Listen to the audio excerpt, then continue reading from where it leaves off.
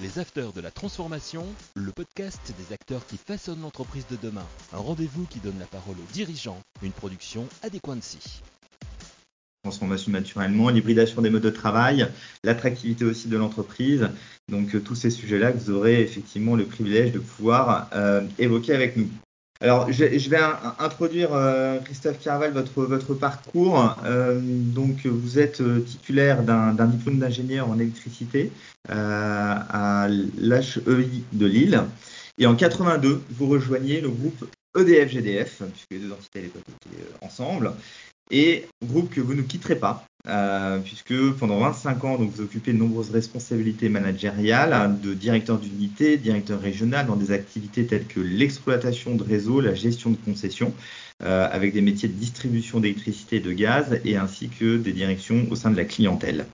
En 2007, vous créez la direction des services partagés du groupe EDF, donc en tant que directeur de projet, et vous en assurez la direction pendant 4 ans jusqu'en 2011.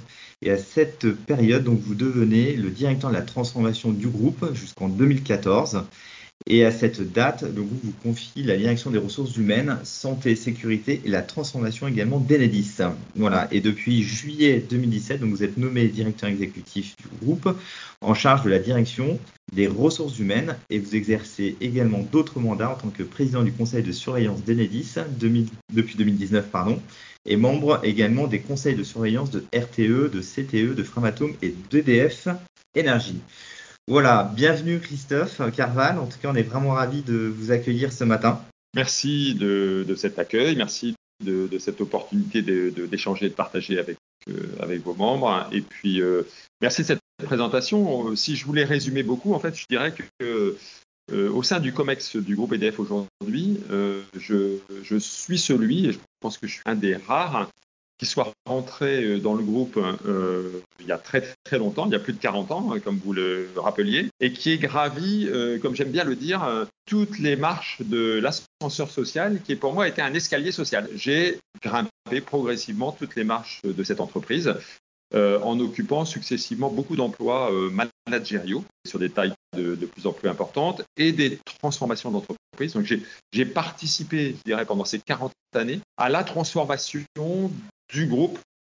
En tout cas, très très beau parcours. Et effectivement, c'est aussi l'image, je pense, qu'on a d'EDF, une entreprise dans laquelle on peut se projeter dans la durée, le long terme, y faire une carrière longue. Voilà, donc choses qui sont peut-être un peu moins à la mode aujourd'hui, mais en tout cas, vous en êtes l'exemple. Et c'est vrai que vous parlez d'ascenseur social, donc c'est toujours porteur pour un groupe comme celui-ci. Donc peut-être en guise d'introduction, vous laissez la parole sur nous commenter un petit peu EDF aujourd'hui dans son ensemble, son organisation et peut-être son actualité aussi, puisqu'on sait qu'elle est éminemment riche en ce moment.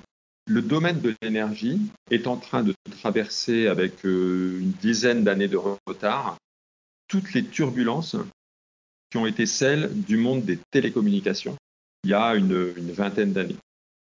C'est-à-dire que nous avons vécu depuis 10 ans à peu près une somme de ruptures très importantes, des ruptures de marché, c'est-à-dire qu'on a ouvert à la concurrence progressivement les différents marchés, industrie, collectivités locales, particuliers, etc., à la concurrence, alors que vous vous rappelez, il y a un temps lointain dans lequel l'électricité était comme le gaz en monopole. Première chose, de marché. Deuxièmement, le mix énergétique. C'est-à-dire qu'en fait, on avait principalement un mix qui était à base de nucléaire et d'hydraulique, et sont apparues des énergies renouvelables et qui viennent bouleverser d'une certaine manière plusieurs types de choses. D'abord, l'organisation du mix énergétique et ensuite des tas d'impacts, y compris sur les modes de transport et de distribution. Alors, j'essaie de ne pas trop jargonner, mais pourquoi ça change beaucoup la chose ? C'est que quand vous appelez une centrale nucléaire ou quand vous appelez un barrage hydraulique, c'est nous qui appuyons sur le bouton, l'électricité démarre. Quand on parle de renouvelables, s'il n'y a pas de soleil, pendant la nuit, il n'y a pas d'électricité solaire et donc le photovoltaïque ne fonctionne pas. Quand il n'y a pas de vent, évidemment, on n'a pas non plus d'énergie éolienne. C'est-à-dire qu'en fait, on est passé d'une logique dans laquelle il n'y avait que des énergies pilotables à une logique dans laquelle il y a des énergies pilotables et des énergies intermittentes. Et donc, en permanence, il faut que les énergies pilotables, parce qu'on a décidé que les énergies intermittentes étaient prioritaires sur le réseau, c'est-à-dire que Ce sont les énergies pilotables qui, en permanence, s'ajustent à la quantité de soleil et à la quantité de vent. Et donc, ça change complètement la manière d'exploiter les ouvrages. Deuxième explication, j'essaie d'être pédagogique. Vous me dites, si je perds tous mes interlocuteurs, vous poussez des cris d'orfraie, vous levez toutes les mains jaunes, etc. C'est très clair. Effectivement, peut-être pour préciser, énergie pilotable, on imagine bien que ce sont les centrales nucléaires et donc les barrages hydrauliques, exactement. Et les énergies intermittentes sont les énergies solaires et également les énergies éoliennes. Absolument. Autre rupture induite par ça, c'est que moi, quand j'étais jeune, c'est-à-dire donc au siècle dernier, les lieux de production étaient très centralisés. Il y a des grosses centrales. De ces grosses centrales sortaient des grosses lignes de transport. Puis, on transformait tout ça avec des postes de transformation, etc., des petites lignes de distribution, et on arrivait jusqu'au client final. Pas de chance, hein. Quand on fait des énergies renouvelables, par exemple les parcs d'éoliennes, etc., elles ne sont pas à côté des grosses lignes de transport. Et donc, en fait, on est obligé d'aller injecter de temps en temps des grosses quantités d'électricité à des endroits où les réseaux étaient très fins, parce que c'était de la campagne en règle générale, et donc il y avait très peu de grosses lignes d'alimentation. Donc, il faut aussi repenser toute l'architecture du réseau. Donc, première transformation, une transformation d'ouverture des marchés. Deuxième transformation, une transformation du mix énergétique. Troisième transformation, une transformation technologique. C'est-à-dire que là, par là, on est comme tous vos auditeurs autour de la table, c'est-à-dire que nous sommes frappés de plein fouet par la digitalisation, la robotisation, l'intelligence artificielle, etc. Donc, bien sûr, tout ça, ça vient percoler toutes nos activités opérationnelles et donc tous nos sujets de compétences et donc tout le sujet de nos savoirs, etc. Et donc, toutes nos équipes, tous nos salariés. Et puis enfin, on est percuté par les transformations sociétales, c'est-à-dire que on a devant nous des nouveaux embauchés qui n'ont pas forcément la même perception de ce que c'est qu'un parcours professionnel, qui n'ont pas les mêmes aspirations que les sexagénaires dont je suis, qui n'ont pas forcément la même envie de déménager 11 fois pour établir leur parcours professionnel comme je l'ai fait dans ma jeunesse, etc. On voit bien qu'aujourd'hui, se vendre sur les marchés pour aller attirer des jeunes talents, etc., c'est un véritable exercice dans lequel on n'est pas tout seul. Il y a plein d'autres compétiteurs. Et donc, on est confronté, même si on est, évidemment, EDF, tout le monde voit à peu près ce que c'est, on s'est beaucoup transformé, mais surtout, on a été frappé de plein fouet par toutes ces turbulences que je viens de vous présenter, comme d'autres grands groupes, naturellement, mais avec peut-être une acuité spécifique sur le fait que notre business model s'est très fortement transformé. Bien sûr que les technologies, toutes les boîtes ont été touchées, bien sûr que les aspirations des jeunes et des salariés, toutes les boîtes ont été touchées. Nous, en plus, on a dû vivre la transformation de nos modèles et de mix énergétique et nos modèles industriels. Un grand merci en tout cas, cher Christophe, pour cette introduction, en tout cas au débat. La liaison est toute faite puisque vous avez parlé de transformation sociétale, donc pour rentrer dans le vif du sujet. Pour nos participants et nos invités du jour, donc il y aura un temps de questions-réponses auquel Christophe se prêtera à la fin de son exposé. Tout de suite, la transition. Donc, on parlait de transformation menée par EDF. Si on se focalise maintenant sur l'organisation du travail et du management, ce qu'on a noté, c'est que depuis la crise, en tout cas début de la crise sanitaire, vous êtes souvent exprimé sur les transformations de votre groupe. Vous l'avez encore fait là il y a quelques minutes.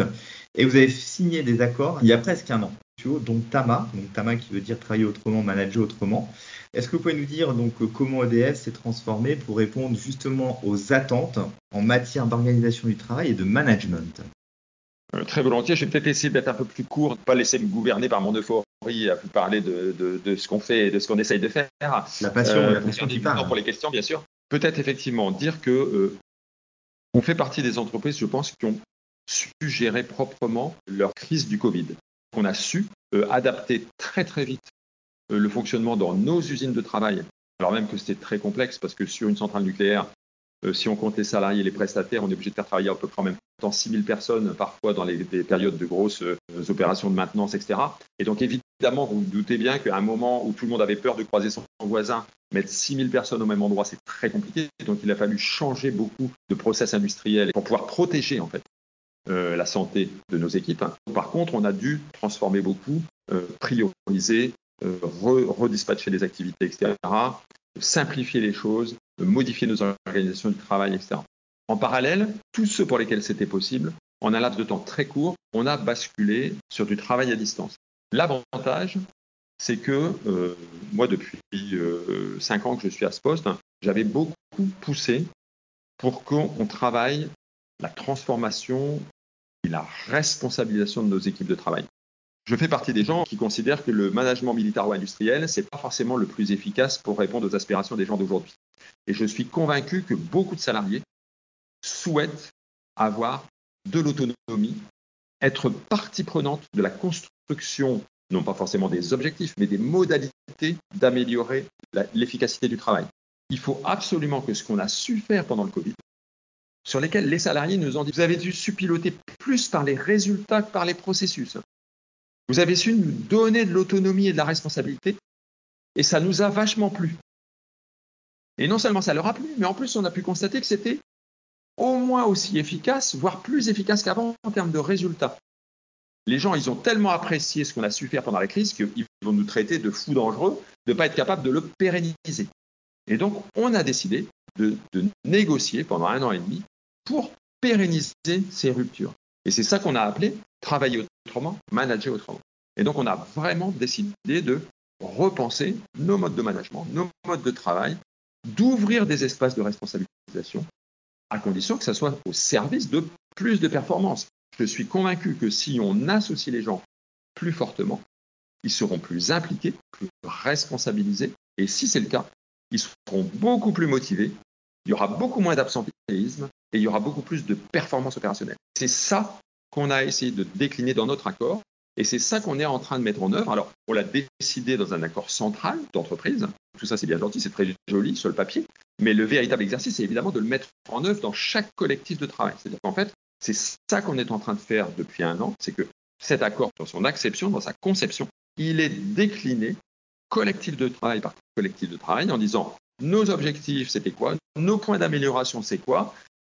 En quoi il faut qu'on absorbe tel ou tel degré nouveau ouvert d'espace de liberté ou de transformation des modes de management et en quoi ça devrait engendrer une amélioration de l'efficacité et de la motivation des gens et de la satisfaction au travail des salariés. Et c'est ça qu'on est en train, je pense, de conquérir depuis maintenant plus d'1 année. Sur la mise en œuvre, comment vous avez procédé? Parce que généralement, ce qu'on voit dans des organisations, c'est faire une formation ou en tout cas mobiliser le management intermédiaire et le top management dans l'exécution justement de ces changements. Comment ça s'est passé de votre côté? On a bien sûr mobilisé le plus de gens possible dans la construction du projet déjà. C'est-à-dire qu'en fait, on ne l'a pas négocié en chambre entre 4 représentants syndicaux et le DRH. On a élargi le scope aux responsables managériaux et RH de chacun des métiers de l'entreprise, élargi le scope des représentants du personnel aux représentants du personnel des grands métiers de l'entreprise. Donc, on a élargi la construction déjà. C'est-à-dire que c'est un peu compliqué de dire on va faire un truc très participatif dans le fonctionnement, mais par contre, il sera négocié en chambre. Bon. Non, on l'a aussi construit tous ensemble, déjà premièrement. Donc, ça a permis toute cette acculturation amont. Ensuite, on a monté effectivement les outils de démultiplication, des kits de démultiplication, etc. On a défini dans chaque direction des ambassadeurs, des accompagnateurs, etc. pour que, en fait, jusqu'aux managers de première ligne, la bataille, elle va se gagner ou se perdre au niveau des managers de première ligne. Elle ne va pas se gagner dans mon bureau. Dans mon bureau, c'est déjà gagné, l'accord, il est signé. Et donc là, pour le coup, c'est sur le terrain, dans chaque collectif de travail que ça se gagne. Alors l'avantage, c'est que nous, on avait déjà travaillé sur la responsabilisation. On avait déjà plus de 1200 équipes qui avaient réfléchi à ces modes un peu différents de management, avec une implication plus forte, etc. Donc tous ces gens-là, en fait, ils sont dans tous les métiers de la boîte des ambassadeurs que c'est possible, ça marche. Et donc, d'une certaine manière, il y a des référents un peu partout. Et donc, l'idée, c'est vraiment de gagner la bataille au plus près de chaque collectif. Et bien sûr que la déclinaison, elle est très largement engagée, presque partout. D'ailleurs, les gens ont maintenant leur collectif et leur mode. Enfin, ils ont repensé leur projet d'équipe, parce que chaque collectif a bâti un projet d'équipe ou a repensé son projet d'équipe. Notre idée, c'est de, 1 an après, début d'année prochaine, de faire un retour d'expérience. Où est-ce que ça a super bien marché? Où est-ce que ça continue à cafouiller? Où est-ce que, par exemple, ce que nous avons cherché à établir comme des droits collectifs nouveaux au service de plus de performance, à quel endroit c'est en train de glisser vers une mauvaise interprétation qui serait des droits individuels? Moi, je n'ai pas du tout l'intention que Demain, il y a des gens qui me disent « Ah non, mais moi, j'ai droit à tant de jours de travail à distance, etc. » Non, c'est pas comme ça que ça marche. C'est bien sûr qu'il y a des activités qui s'y prêtent dès lors que ça ne vient pas perturber, au contraire, que ça enrichit la mobilisation et la performance. Et donc, il faudra qu'on soit très attentif aux biais possibles. Et le bilan qu'on va tirer, le premier ex qu'on va tirer dans un an, il aura bien sûr comme finalité de dire il y a un certain nombre d'endroits, et j'en suis persuadé, où ça n'a pas bien marché. Et il va falloir revenir sur le projet, réapprofondir, retravailler. C'est pas un one-shot, malheureusement. Je crains que tous les sujets culturels, j'allais presque dire, on ne peut pas les injoncter. À un moment, on ne peut pas injoncter un changement culturel. On peut faire du viral, si je puis m'exprimer ainsi, depuis le Covid, je fais un peu plus attention. Il faut faire du viral, il faut faire du management, mais à un moment, il faut que ça prenne, il faut que les gens comprennent, il faut que les gens s'approprient. Donc ça va prendre à certains endroits plus de temps qu'à d'autres. Et comment vous mesurez l'adhésion, justement, des équipes Il y a des indicateurs qui ont été mis en place. Vous parlez aussi de performance. Et j'imagine que ce sera aussi un indicateur que vous suivrez pour mesurer le succès de cet accord. Alors, on mesure tout un panel de modalités. D'abord, on a un certain nombre d'enquêtes régulières. On a un socioscope général une fois par an, mais on questionne de manière régulière un panel de 5000 salariés pris au hasard, etc., ce qui nous permet de mesurer la manière dont tout ça est perçu par le corps social et managérial. On suit les indicateurs d'absentéisme et d'accidentologie, qui sont un bon reflet aussi d'une certaine manière, et y compris l'accidentologie. Autant l'absentéisme, ça me paraît que c'est évident, que plus on est motivé, moins on est malade, en tout cas mieux on supporte un rhume. Autant l'accidentologie, j'ai découvert que c'était aussi un élément mesurable, comme un élément un capteur possible de l'engagement et de l'implication des salariés. Et puis on a bien sûr tous les indicateurs de mesure de performance opérationnelle. Et donc c'est une espèce de mix entre ces grands enjeux-là, engagement des salariés, mesure, concrète là, très quanti de l'absentéisme et de l'accidentologie, qui sont d'une certaine manière des engagements possibles, détectables facilement. Et puis la performance opérationnelle, qui elle est une somme de multiples facteurs, dont celui-là, mais pas que, bien sûr. La qualité du management intrinsèque est aussi un facteur de performance. Parfait. Merci beaucoup pour ce premier point. On va aborder maintenant les sujets autour de l'hybridation des modes de travail. Donc, parmi les transformations les plus marquantes que notre société vit, on peut citer donc cette thématique autour de l'hybridation des modes de travail et de management. Quels en sont pour vous les leviers dans votre groupe et comment EDF s'adapte aussi aux nouvelles attentes de responsabilité et d'autonomie dans le travail? En fait, déjà en utilisant votre deuxième question, pas mal répondu à celle-ci, en fait, puisque bien sûr que l'hybridation, on a cherché à la rendre possible pour la plus grosse partie de nos métiers. C'était pas si naturel que ça d'ailleurs, c'est-à-dire que tous les métiers tertiaires, tous les métiers clientèle, tous les métiers de type logistico-administratif, etc., s'y prêtent naturellement.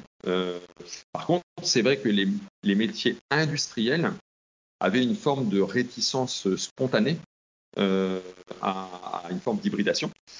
Alors, c'est normal, je ne prétends pas que ce soit pertinent de conduire une centrale nucléaire de son salon, donc j'aime autant que ce soit fait de la salle de conduite. Donc, bien sûr que tous les métiers, toutes les activités ne s'y prêtent pas.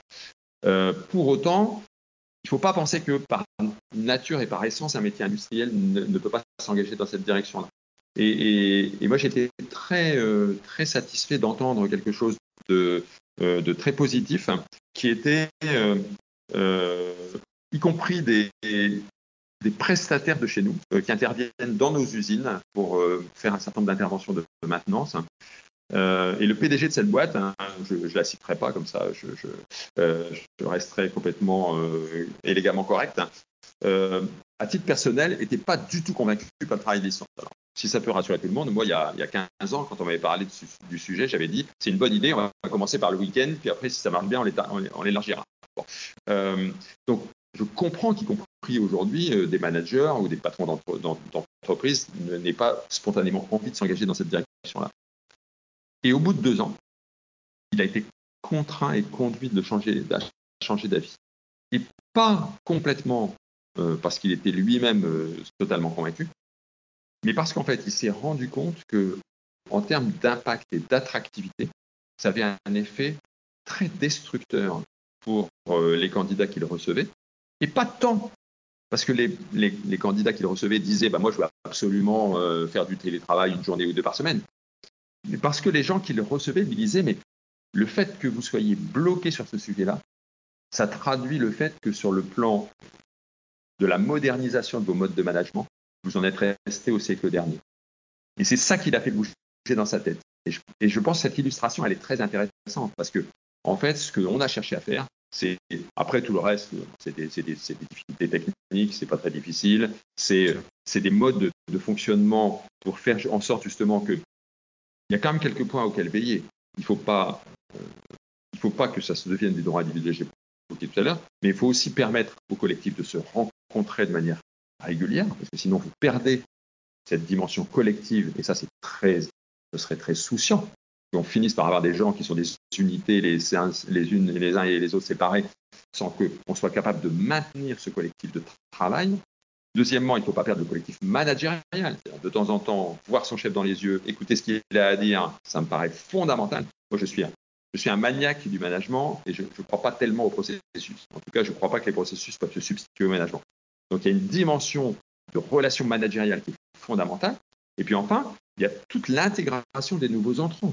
C'est-à-dire qu'un nouvel arrivant, si vous plongez dans un bain trop important de travail à distance, il ne peut pas s'intégrer, il ne peut même pas acquérir les compétences qu'il a besoin d'acquérir. Et donc il faut inventer, et ça dépend de la nature d'activité, ça dépend de plein de choses, mais il faut que chaque entreprise, et même nous, on a considéré que ça dépendait même de chaque nature d'activité, de chaque collectif de travail.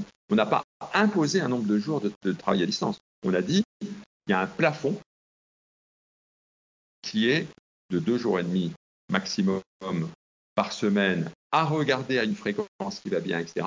Mais on a plutôt préconisé du 2 jours de travail à distance, sauf des activités qui sont très monitorables, dans lesquelles c'est très facile d'aller identifier les volumétries d'activité dans lesquelles les gens peuvent travailler relativement de manière indépendante.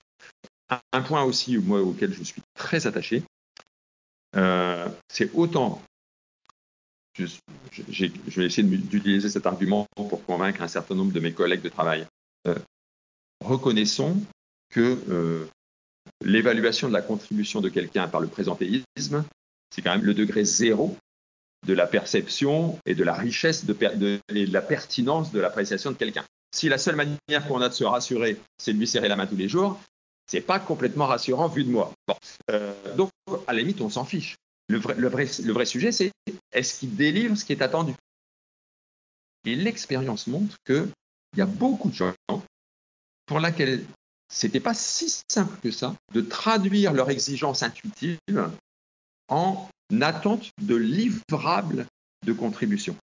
Et je pense qu'on ne peut pas rentrer dans un mode de travail hybride tant qu'on n'a pas clarifié ça. Alors, il y a des métiers qui s'y prêtent super facilement. Celui qui doit traiter 250 dossiers unitaires par jour, etc., parce qu'on sait qu'ils font X minutes par dossier, ça, c'est super simple.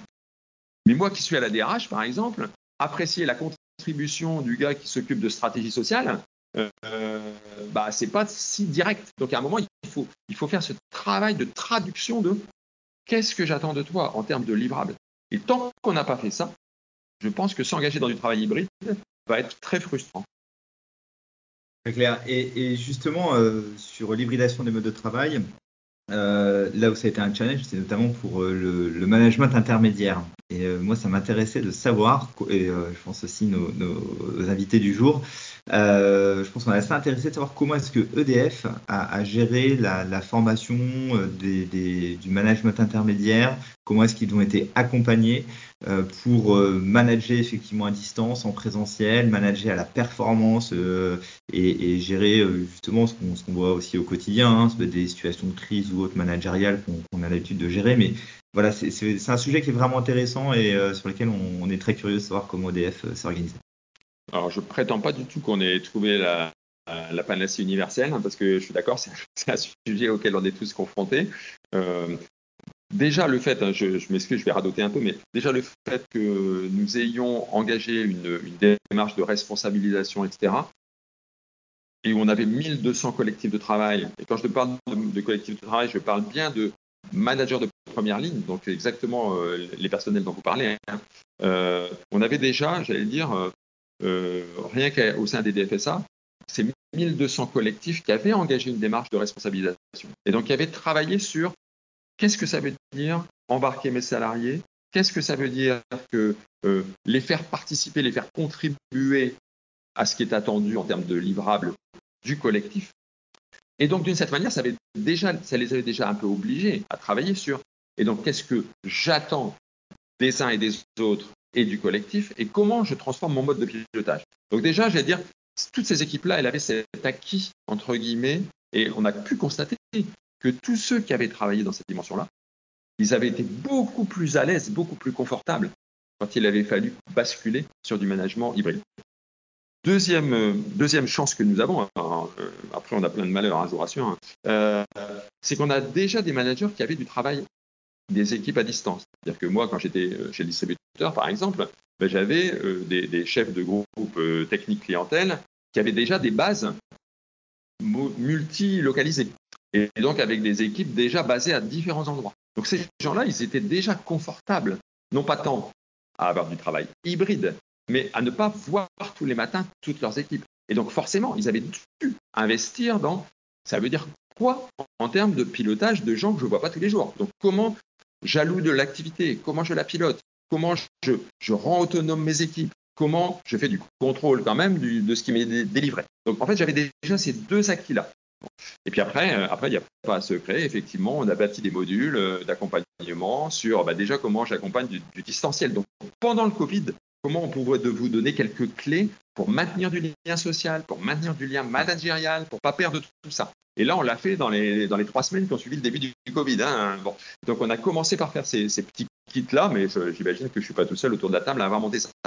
Et puis après, on l'a enrichi par tout ce que j'ai évoqué tout à l'heure, c'est-à-dire par tous les modules de comment maintenant, dans mon collectif, en fonction de la situation dans laquelle je suis, ce que j'ai déjà réussi à faire et de mes enjeux d'amélioration, de mes objectifs, comment je complète ce qui a été fait par...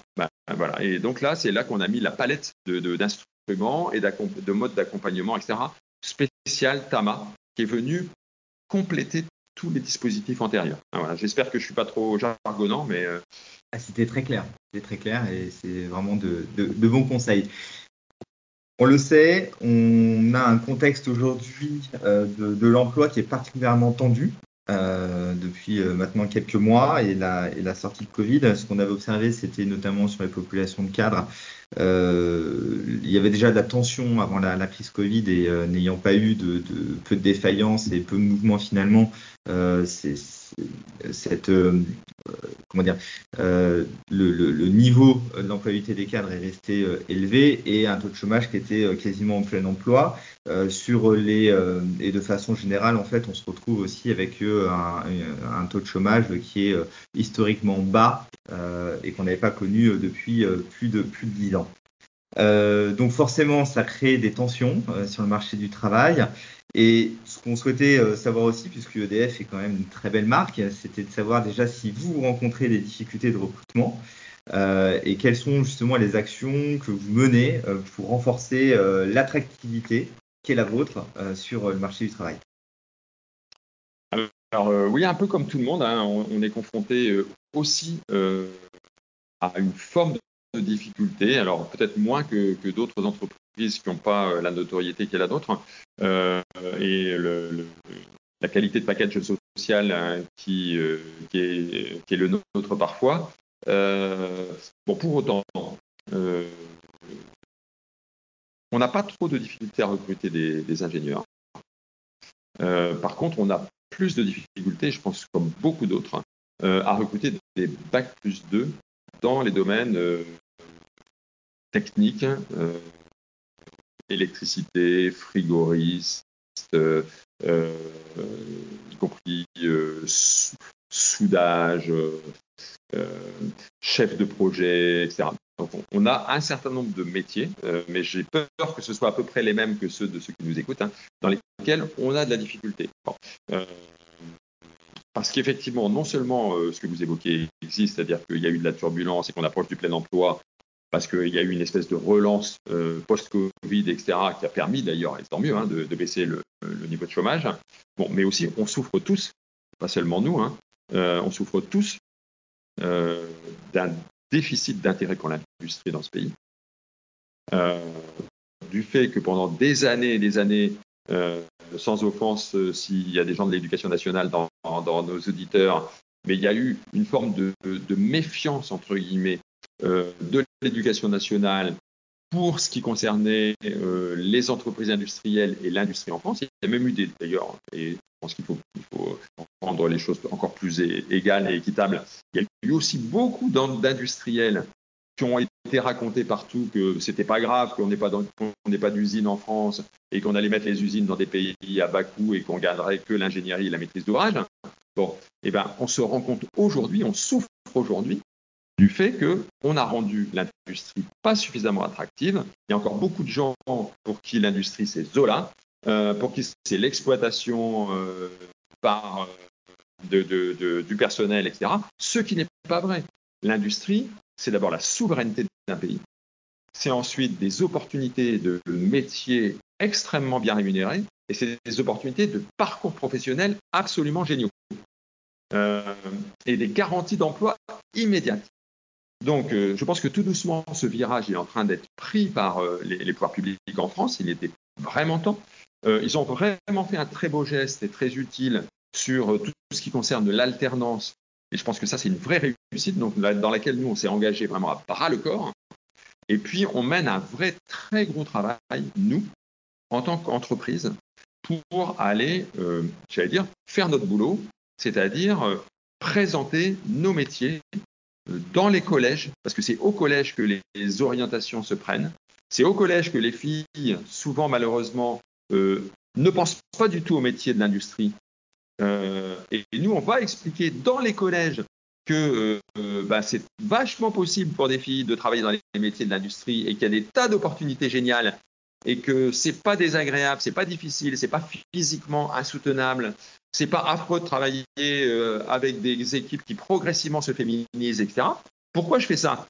C'est pas que par affection pour l'égalité professionnelle.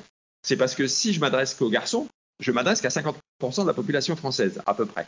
Bon, et donc, je perds 50% de potentiel. Et ça, je déteste ça, moi. Bon. Et donc, globalement, nous, on dit, bien sûr que c'est possible pour les femmes. Donc, et on dit ça au troisième. On a décidé d'accueillir beaucoup plus de stagiaires de troisième pour leur faire percevoir qu'il y a des métiers géniaux. Aujourd'hui, quand on est dessinateur projeteur, on fait tout ça en 3D, avec un casque de réalité virtuelle, etc. Enfin bon, ça ressemble à des jeux vidéo. Bon. On est en train de faire de l'attractivité dans les collèges, dans les lycées, avec les enseignants, avec les rectorats, etc. Sur toute la région de Marseille, on teste un truc en métaverse. Parce qu'on se dit, si on veut attirer les jeunes, il ne faut pas que je fasse ça sur un parchemin écrit au papier de loi, avec une plume de doigt. Il faut que je mette en face des réseaux sociaux sur lesquels il y a les jeunes, il faut que je sois sur TikTok, il faut que je sois sur des tas de machins sur lesquels vont les gens que je vais chercher à recruter. Voilà. Et donc, on fait ce travail-là et je pense que tout doucement, ça commence à porter ses fruits. Et je ne le fais pas seulement en plus pour moi, parce que dans mon entreprise, je n'ai pas trop de mal. Mais moi, le problème, c'est que je fais aussi appel à beaucoup de petites boîtes comme étant des prestataires de services.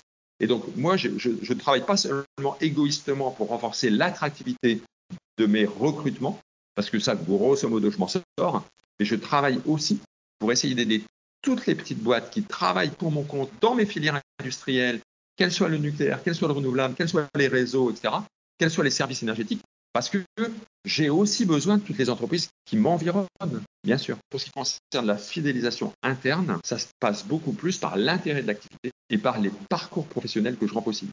Et donc, mon enjeu, c'est que les gens qui sont super bons, d'abord, je paye bien les super bons, mieux que ceux qui ne travaillent pas bien. Et deuxièmement, il faut que ceux qui ont vraiment démontré qu'ils sont capables de délivrer des résultats, je leur garantisse des parcours professionnels et qu'ils aient tout le temps plein de boulot passionnant et plein de responsabilités nouvelles. Et c'est ça que j'essaye de faire. Et justement, sur l'attractivité, Est-ce qu'il y a d'autres éléments que EDF met en avant pour attirer les candidats? Je pose la question parce qu'on s'est beaucoup interrogé sur le sujet. On a d'ailleurs mené avec un groupe de travail des réflexions justement sur l'attractivité des talents. Et ce qui ressortait, c'était la quête de sens. La finalité ou le sens, etc. Ouais, exactement, c'était vraiment la quête de sens. Et en fait, voilà, les collaborateurs aujourd'hui, et même dans les aspects de fidélisation, hein, ça rentre aussi dans les sujets, qui était de dire finalement un collaborateur va au-delà du rôle régalien de l'entreprise, va regarder les engagements qu'elle peut avoir en dehors de ce rôle, au niveau sociétal, environnemental et associatif. Pourquoi j'en ai pas fait état comme un sujet sur lequel je devais travailler? Alors c'est peut-être très présomptueux de ma part, hein, mais c'est parce qu'en fait, je considère que nous, on a sur cet aspect-là beaucoup de chance. Parce qu'en fait, en 2 mots simplement, hein, pour laisser un peu de temps aux questions s'il y en a, l'électricité, ce sera inéluctablement le vecteur de décarbonation de l'économie du pays, de décarbonation du chauffage, de décarbonation de l'industrie, de décarbonation des transports. Parce que demain, les voitures, elles seront soit à l'électricité, soit à l'hydrogène, comme les transports lourds, etc. Et l'hydrogène, ça se fait avec de l'électricité. Ça peut se faire aussi avec du gaz, mais ce n'est pas une bonne idée. Parce que ça fait beaucoup de réchauffement climatique. Et donc, l'électricité, elle est vraiment le vecteur de la décarbonation du pays. Et donc, c'est l'instrument de la transition écologique. Et deuxième chose, pour que cette électricité soit vraiment pertinente, il faut qu'elle soit décarbonée. Parce que les Allemands, ils font de l'électricité, certes, mais ils font de l'électricité avec 40% d'énergie renouvelable. Bravo, ils sont très très forts. Sauf que les 60% qui restent, c'est du lignite, du charbon et du gaz naturel. Le mix énergétique allemand, il n'est pas du tout compatible avec la transition écologique. Alors que notre mix à nous, il est nucléaire, hydraulique, éolien, photovoltaïque. C'est-à-dire il est à 98% décarboné. Et donc, globalement, moi, quand je vais me présenter chez les écoliers, les lycéens, les étudiants, les chercheurs d'emploi, je dis, si vous voulez participer à la sécurité climatique, c'est chez nous qu'il faut venir. Et quelle est la part aujourd'hui de production d'énergie entre le nucléaire et les... Enfin, on évoquait au début les énergies pilotables et les énergies intermittentes. Quelle est la part entre les deux? Grosso modo, l'électricité éolienne, et alors, bon, ça dépend des années, puisque ça dépend du vent. Donc, grosso modo, je dirais entre 10 et 15% sur l'éolien et le solaire. Et on sait qu'on doit beaucoup progresser encore, hein, bien sûr. Aussi une petite quinzaine de pourcents sur l'hydraulique. Mais là aussi, ça dépend s'il pleut beaucoup l'année en question ou pas. Mais grosso modo, c'est ça. Donc, ça vous fait à peu près 30% pour l'éolien, le solaire et l'hydraulique. Et les 70% qui restent, c'est du nucléaire pour l'instant. Sachant que ce qui est demandé dans la loi de programmation énergétique, c'est que tout doucement, on descende à 50% de nucléaire et qu'on monte l'éolien et le photovoltaïque à due proportion. C'est noté. Sur la fidélisation des collaborateurs, oui, il y a un sujet qu'on avait abordé effectivement qui était la symétrie des attentions. C'est-à-dire qu'on apporte autant de sens et d'attention aux collaborateurs qu'aux clients. Est-ce que c'est quelque chose aussi que EDF a mis en place pour cette fois fidéliser et éviter la fuite des talents? Peut-être vous nous direz aussi quel est le niveau de turnover au sein du groupe. Mais c'est un sujet qui est fondamental aujourd'hui dans cette guerre des talents. J'allais presque dire que historiquement, et sans même que nous en soyons arrivés au fait que ce soit un instrument de fidélisation, moi ça fait plus de 40 ans, je vous le disais tout à l'heure, que je suis rentré dans cette entreprise, et j'ai toujours perçu une forme d'attention portée aux collaborateurs en interne. Moi, en tout cas, en tant que manager opérationnel, j'ai toujours passé beaucoup de temps, et même encore maintenant, je le fais, j'essaie de le faire au moins une fois par mois, c'est-à-dire d'aller sur un site, quel qu'il soit, et de m'asseoir au milieu d'un collectif de travail, ou de rencontrer 20 jeunes embauchés, 20 managers de première ligne, 20 syndicalistes, etc. Et de manière à avoir une perception la plus... même si moi, maintenant, je suis condamné aux fonctions centrales sur le siège, d'avoir en permanence le maintien de cette écoute du tissu social. Et chaque manager, je dirais, de notre entreprise, c'est culturel chez nous, le fait de manière assez naturelle. Bon. Maintenant, c'est vrai que il y a une acuité supplémentaire, hein, vous avez raison, et je dirais peut-être une acuité qui nous oblige à changer un tout petit peu, C'est-à-dire qu'auparavant, on le faisait pour mesurer une forme de satisfaction un peu générique, etc., des salariés ou les points de tension pour pouvoir les traiter. Là, je dirais que c'est la nature de l'écoute s'est un peu transformée en disant il faut que j'écoute autant les attentes, entre guillemets, de mes salariés que celles de mes clients. Voilà. Et c'est un peu comme ça que vous l'évoquez. Et c'est juste, bon, là-dessus, je dirais, on est en cours de progrès. Il y a encore sûrement des améliorations possibles. Notre turnover, il est très faible, mais il est très faible un peu historiquement. Je pense qu'il va évoluer parce que les gens que je recrute aujourd'hui, ils sont plus comme ceux qu'on a recrutés il y a 30 ans. Ils imaginent plus forcément faire toute une carrière dans la même entreprise. Il y a une forme de volatilité supérieure. Si je ne donne pas satisfaction à un jeune embauché, il ira voir autre chose. Si le travail que je lui offre n'est pas intéressant, il ira voir autre chose. Et donc, bien sûr que moi, je suis très attentif parce que j'ai l'impression qu'on a répondu un peu à l'attente de la finalité. Je suis très attentif à l'intérêt du travail, à la manière dont, effectivement, quelqu'un qui vient d'être recruté, il ne dit pas mais qu'est-ce que c'est que cette boîte dans laquelle le boulot n'est pas sympa, pas marrant, pas efficace, le collectif n'est pas sympa, pas marrant, pas efficace, etc. Donc c'est là-dessus que je veux qu'on porte notre effort principal. Un grand merci Christophe d'avoir joué le jeu, de répondre à mes questions pour le coup parce que c'était les miennes. Maintenant on place aux questions de nos invités. Donc nous avons une première question de Vincent Miquel qui souhaite savoir si vous avez une stratégie d'internalisation des compétences d'accompagnement individuel et collectif, notamment à travers des coachs, des formateurs internes. On a à la fois des coachs et des formateurs internes et puis on fait appel de temps en temps pour un certain nombre de gens qui prennent des grosses responsabilités managériales. On fait appel à parfois des coachs que nous avons labellisés, c'est-à-dire qu'on a fait passer des tas d'entretiens, des tas de coachs externes, et on en a choisi quelques-uns parce qu'ils nous apparaissent pouvoir apporter une valeur ajoutée spécifique pour telle personne qui va prendre un poste de coaching. Une question également de Élise Guillotin-Fage. Est-ce que vous pourriez nous expliquer vos attentes pour la fonction RH dans la transformation du groupe EDF spécifiquement et comment est-ce qu'elle contribue notamment sur des opportunités d'amélioration de la fonction RH?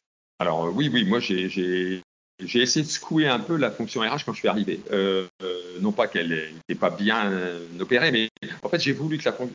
Alors peut-être que je dise d'abord une première chose, c'est comme vous l'avez noté tout à l'heure quand vous m'avez présenté, moi je ne suis pas un RH professionnel. Moi j'ai surtout fait du management et surtout fait de la transformation. Et donc ma manière d'aborder la problématique du RH et ce que j'ai construit comme feuille de route, c'est de dire, moi je veux qu'on soit au service des enjeux des métiers et au service du projet de l'entreprise. Je n'ai pas voulu regarder la fonction RH comme un objet en soi. Je n'ai pas voulu regarder la fonction RH parce que comme si j'y avais passé toute ma vie. Donc, ce que je souhaite, c'est que la filière RH, elle soit un instrument le plus performant possible au service de la transformation de l'entreprise, au service de l'accompagnement des managers, au service de la réussite des projets, des métiers de l'entreprise. Et donc, c'est comme ça que j'ai vraiment tourné le système. Alors, il y a plein de RH qui me disent comment on fait? Parce que nous, jusqu'à maintenant, on faisait des tas de trucs, on n'était pas sûr que c'est de la valeur ajoutée, les managers, ils s'en fichent de ce qu'on raconte, etc. Et j'ai dit, ils s'en fichent de ce que vous racontez parce que vous ne leur ramenez pas suffisamment de valeur ajoutée. Donc, en fait, il faut que si vous créez de la valeur, je leur ai dit, vous inquiétez pas, si vous créez de la valeur, si vous apportez de la valeur, je suis sûr que vous serez entendu. Et sur quoi on peut créer de la valeur? On peut créer de la valeur en accompagnant les managers. On peut créer de la valeur sur les transformations. Beaucoup de managers ne sont pas confortables du tout sur la transformation. On peut accompagner les managers sur l'évaluation des salariés. Moi, je suis abasourdi de voir que c'est très difficile pour un manager, et je le sais parce que c'était difficile pour moi, j'ai mis 40 ans à l'apprendre, à faire un bon entretien. Comment on est capable de dire ce qu'on pense de quelqu'un pour qu'il progresse? C'est très difficile. Presque tout le monde le fait mal. Donc, la fonction RH, si elle est bonne, elle peut aider à faire des choses comme ça. La fonction RH, elle peut penser le moyen et le long terme. La plupart des managers, et c'est normal, ils pensent aux résultats d'aujourd'hui, ou de demain, ou de la fin d'année. Moi, j'ai dit au RH, si vous ne pensez pas les besoins en compétences de demain, si vous ne pensez pas les attentes des salariés de demain ou d'aujourd'hui, qui ne sont plus les mêmes que celles d'hier, si vous ne pensez pas les attentes de vos prospects que vous essayez de recruter, vous ne répondrez pas à ça. Donc, vous avez la chance de pouvoir penser le moyen terme. Amener cette vision de moyen terme dans la ligne managériale. Vous créerez de la valeur. C'est ça que j'essaie de dire à la filière RH. J'essaie de dire qu'il faut que vous anticipez plus, que vous permettiez à l'entreprise d'être plus manœuvrante. Et donc, il faut que vous soyez beaucoup plus agile, beaucoup plus tonique, beaucoup plus créateur de valeur. Et donc, j'ai torturé tout le monde. Très clair. Et une question également de Véronique Lartaud. Comment gérez-vous la réticence, voire le refus au changement, notamment dans les modes de travail hybride, notamment aussi au niveau du middle management qui doit être le moteur des équipes pour les entraîner dans la transformation? Il y avait même des résistances, pas seulement dans le middle management, je vais vous faire de la peine. Il peut advenir qu'il y ait de la résistance un peu au-dessus parfois. Voilà. Bon. Donc déjà, le fait d'avoir contractualisé, ça donne un cadre de cohérence d'entreprise. Moi, je dis aujourd'hui, la politique d'entreprise, c'est ça. Le fait d'avoir embarqué le plus de monde possible dans la construction de l'accord, aussi bien côté de la direction qu'au côté des représentants de personnel, ça veut dire que j'ai avec moi toute la filière RH, mais j'ai avec moi tous les managers qui ont accompagné la construction de cette démarche, mais j'ai aussi avec moi tous les représentants du personnel qui sont très attachés à ce que ça fonctionne. J'espère bien qu'il y a quelque part que d'une certaine manière, les plus reluctants, à un moment, ils sont pris en sandwich entre les orientations push et les orientations pull du dessous. Je pense que quand ils seront vraiment très incités par le dessus et très accompagnés, par exemple par la filière RH ou par exemple par d'autres managers qui ont réussi à le faire, je pense qu'on arrivera à convaincre 80% de ceux qui aujourd'hui ne sont pas confortables. Je voudrais revenir, Christophe, sur un point que vous avez évoqué tout à l'heure concernant l'énergie décarbonée, ce qui est en tout cas un vrai savoir-faire chez EDF, qui a plutôt le vent en poupe. Je crois que le nucléaire a eu, je reviens dessus spécifiquement, a eu des périodes où il était critiqué, des périodes où au contraire il est remis un petit peu au devant de la scène. Je pense que face aux aléas et au changement climatique, on se rend bien compte qu'en termes de consommation d'énergie, énergie décarbonée, le premier pan, ça reste quand même le nucléaire. Est-ce que vous avez vu en tout cas une tendance dans l'attractivité des talents du fait du positionnement très décarboné et du nucléaire et justement un changement d'image aussi sur cette énergie? Tu as totalement raison. On a souffert, entre guillemets, d'une perception très politique de ce dossier. Et donc, bien sûr qu'il y a eu une double inquiétude. Il y a des gens qui ne souhaitaient plus candidater chez nous dans ce domaine-là, mais j'ai aussi, moi, rencontré des salariés dans des centrales nucléaires qui me disaient, on a été embauchés il y a 3-4 ans, on pense à démissionner, on pense à partir, parce qu'on ne va pas rester si vous devez supprimer la moitié des effectifs. Donc, bien sûr que ça a été extrêmement déstabilisant pour nous. Et moi-même, qui voulais vraiment être dans une logique d'anticipation des besoins en ressources, il a fallu que je fasse un gros boulot pour dire est-ce que les effectifs dont je dispose aujourd'hui sont compatibles avec la fermeture de la moitié du parc nucléaire à l'échéance de 2035.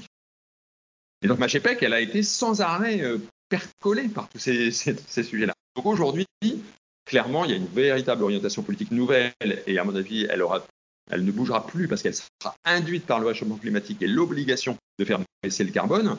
Et donc là, je pense qu'on peut repartir maintenant sérieusement et on voit effectivement, y compris des nouvelles formations. Quand je rencontre des enseignants dans des écoles spécialisées sur les métiers nucléaires, on voit des gens qui ont à nouveau des promotions complètes alors qu'on avait assisté à un moment à des demi-promotions. Et à travers justement cet élan et cet essor, est-ce qu'on peut imaginer EDF surfer sur cette vague et devenir peut-être demain le champion mondial de l'énergie décarbonée et faire justement de ce groupe un incontournable? Alors nous, c'est bien notre ambition, en tout cas, de jouer peut-être déjà en 2 temps, de prendre toute notre place sur ce qui est attendu de nous en France.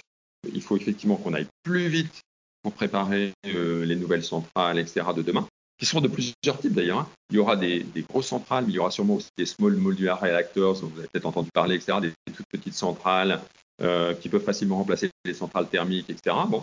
Donc il y a plusieurs types de réacteurs sur lesquels il faut qu'on soit beaucoup plus performant et beaucoup plus rapide pour les mettre en œuvre. Franchement, on a des vraies satisfactions à l'international sur, on prend des parts de marché sur des projets hydrauliques, on prend des parts de marché partout dans le monde sur des projets éoliens sur terre et en mer. On prend partout dans le monde des parts de marché sur des projets solaires de grande ampleur.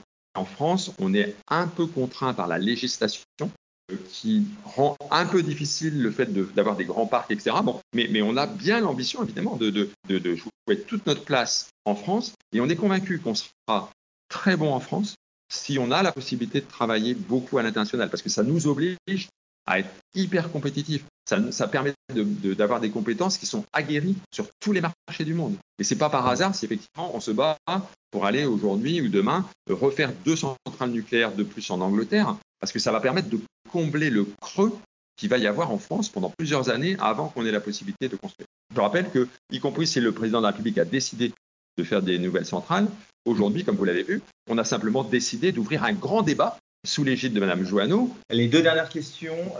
Quid de la production d'énergie via les algues posait la question Sandrine.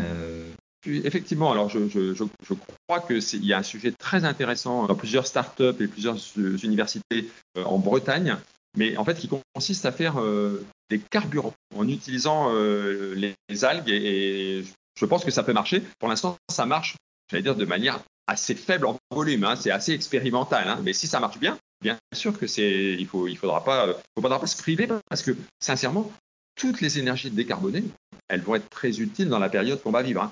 On va avoir un mal fou, même en mettant tout le monde sur le pont ensemble. Dernière question de Jean-Yves. L'entrepreneuriat est-il fortement favorisé pour accompagner l'innovation et notamment la transformation digitale au sein d'EDF? Yes, la réponse est oui. On a vraiment réussi à créer plein de startups. Alors d'abord, on a effectivement une direction de l'innovation avec laquelle on percole tous les métiers, etc. et nous, qui est vraiment super tonique, super vivante. Donc, on noue des partenariats avec des startups où on finance, où on accompagne des startups, où on accompagne des projets pour que les startups se montent. On a accompagné financièrement, etc., plusieurs startups qui fabriquent des hydrolyseurs pour pouvoir tester des différentes solutions pour fabriquer de l'hydrogène, etc. Mais on a aussi créé des filiales et qui sont des startups internes, entre guillemets, à partir de nos salariés qui nous ont amené des idées géniales. Et donc, on a tous les ans on fait des tas de challenges, etc.